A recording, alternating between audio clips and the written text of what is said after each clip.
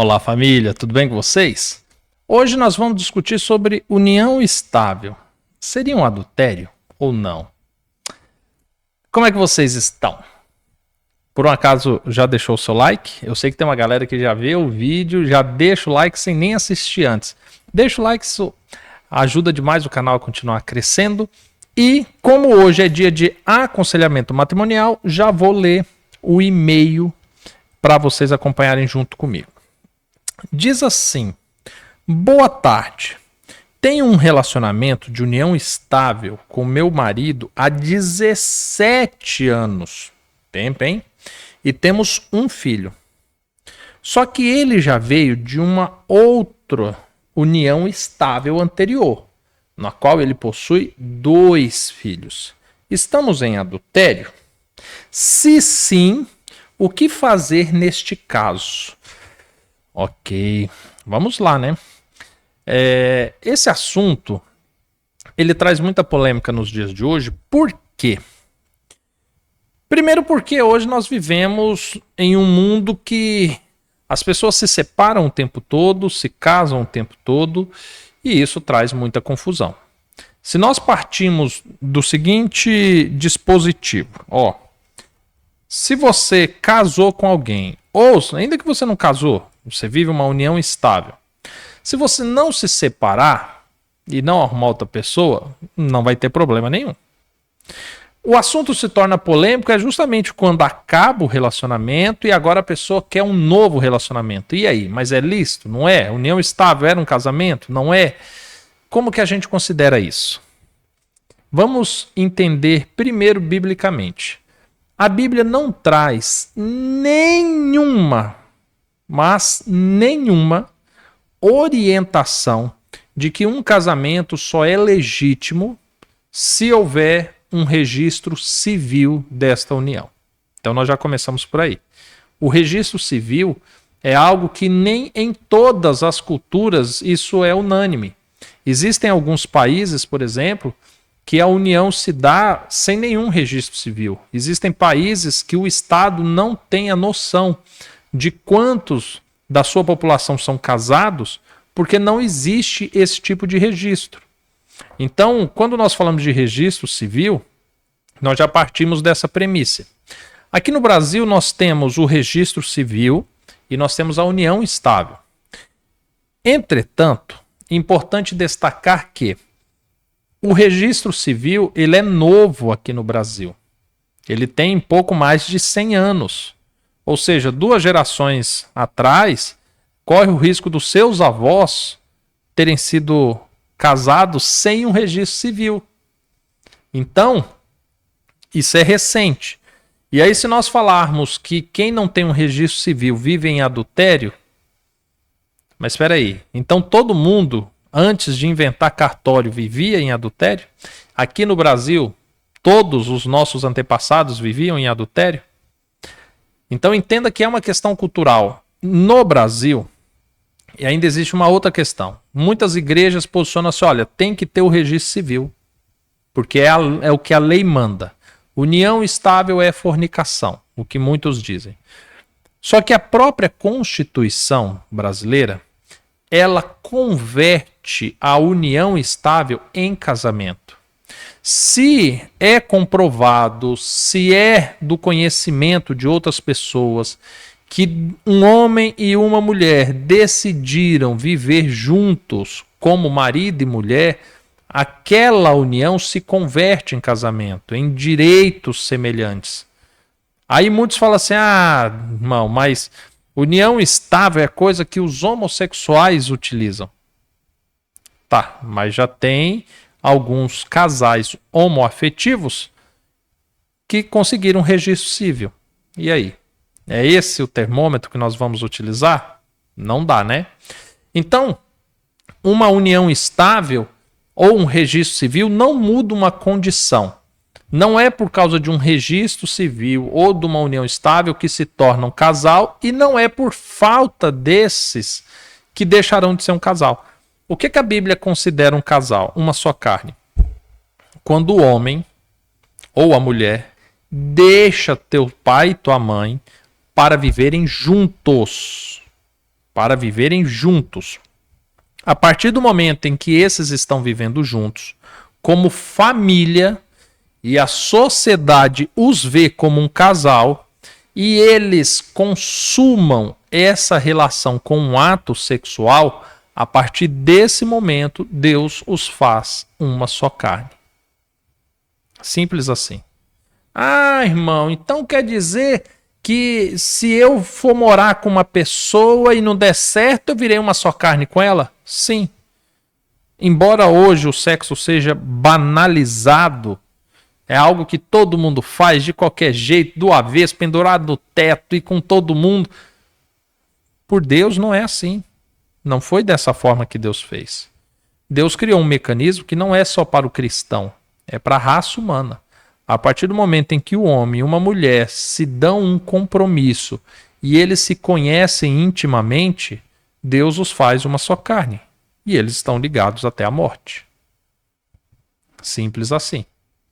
Então, respondendo à pergunta dessa pessoa que me mandou o e-mail, o fato deles estarem em união estável pode configurar um pecado? Não por essa razão.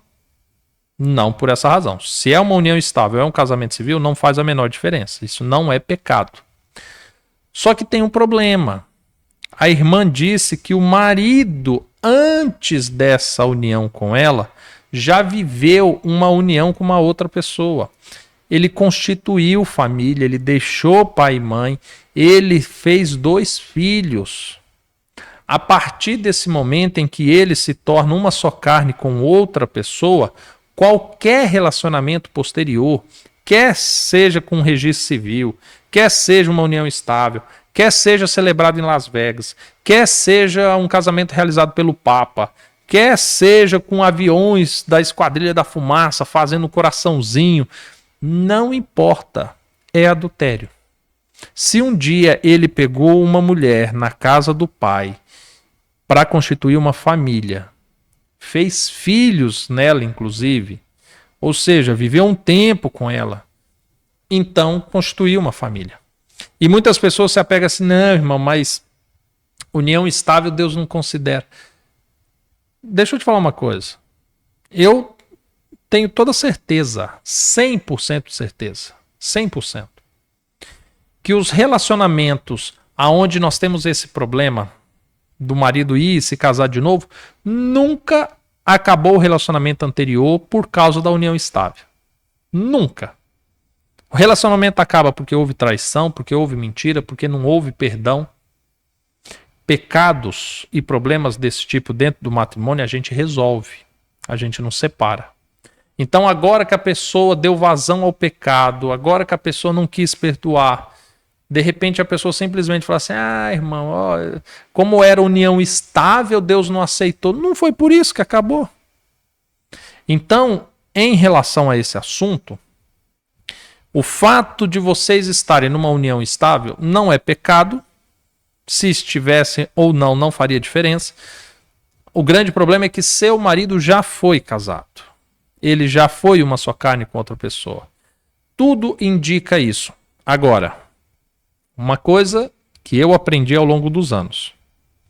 Biblicamente, com toda a minha experiência, o conhecimento legal, o conhecimento cultural que eu tenho, eu afirmo para você que a questão jurídica dessa relação, ela não interfere na condição espiritual da mesma. E a minha experiência também me consolida a dar a você um último conselho. Jesus fala que quem une homem e mulher não é o homem, é Deus. Deste modo, se o seu marido se uniu com essa outra mulher ou não, é somente Deus que pode te dar essa resposta. Biblicamente, e com base nas poucas informações que você me concedeu, eu diria para você que não, o seu casamento não é lícito, porque ele já tem uma família anterior. Mas aí nós abrimos algumas possibilidades humanas que possibilita que apenas Deus responda. E essa mulher com quem ele conviveu, será que ela já não era uma só carne com outra pessoa? Porque se assim o fosse, a relação que ele teve com ela era um adultério, era ilícito, E, naturalmente, a relação com você seria lícita. Entende? Ah, Diego, mas eu não sei. Pois é, eu muito menos. Então, em relação a isso, o que é que nós fazemos? Com o coração aberto para o que Deus vai revelar para nós, nós pedimos a Deus, de fato, que desvende isso para nós. Confirmou que estão vivendo em adultério, que seu marido é uma só carne com outra pessoa, se separe. Simples assim. A Bíblia deixa bem claro que só alcança misericórdia aquele que confessa o seu pecado a Deus e abandona o seu pecado. Se um dia você se casou com ele, foi viver com ele sem saber que era pecado, não tem problema, fala isso para Deus. Só que você atrasou a restauração de um casamento. Você manteve ele em um adultério. E por causa disso, peça perdão a Deus. E abandone. Esse homem não lhe pertence. Lembra a mulher samaritana quando topa com Jesus? Em um momento Jesus falou assim, vai lá, chama seu marido para contar para ele a experiência que você teve. Falou, não, senhor, eu não tenho marido. Disseste bem, tu teve sim, que esse homem que você está não te pertence. Opa, é essa a questão. É possível que você esteja com um homem que não lhe pertence. Quando você pega lá no livro de Esdras, por exemplo, o povo estava com casamentos ilícitos. De repente eles falam, olha, vamos fazer uma aliança com Deus. Nós vamos despedir essas esposas de relacionamentos ilícitos para fazermos uma aliança com Deus. Porque é o certo a ser feito. João Batista pregava para Herodes que a mulher que ele estava não pertencia a ele. Isso custou a cabeça dele, é verdade. Assim como a minha, por várias vezes, fica em prêmio também. Mas é a palavra de Deus que diz isso. Então aquele pensamento, não, irmão, não separa mais não, porque olha, você já está aí casado, já fica. A restauração de Deus não trabalha dessa forma. Nós temos que nos colocar à condição, confiar naquilo que Deus vai fazer. Se o teu marido vai voltar para essa primeira mulher, sinceramente não lhe interessa. O que vai ser amanhã de vocês também não interessa. O que interessa é fazer a vontade do Senhor. Se hoje está em pecado, se hoje está ouvindo a voz de Jesus, se hoje você se arrepende, confesse a Deus. Abandone esse pecado. Vai ter que viver só? Aí é uma situação, né? Todo pecado tem um preço. E diante disso, pode ser uma das consequências. Então, busque o Senhor. Obtenha dele essa confirmação e, se assim o for, abandone esse pecado para que você não acumule pecado sobre pecado em sua vida. Tá bom? Família, aí, gostaram do conselho? Resolveu alguma coisa para vocês? Ajudou alguma coisinha? Deixe nos comentários a sua opinião. Desde já, agradeço a todos por permanecerem no vídeo até o final. Curta esse vídeo se você não curtiu no início. Se inscreva no canal se você não é inscrito. Se você desejar, mande um e-mail para nós também e nós lhe responderemos na próxima oportunidade, tá bom? Fiquem todos com Deus. Nos vemos no próximo vídeo. Até mais, tchau, tchau.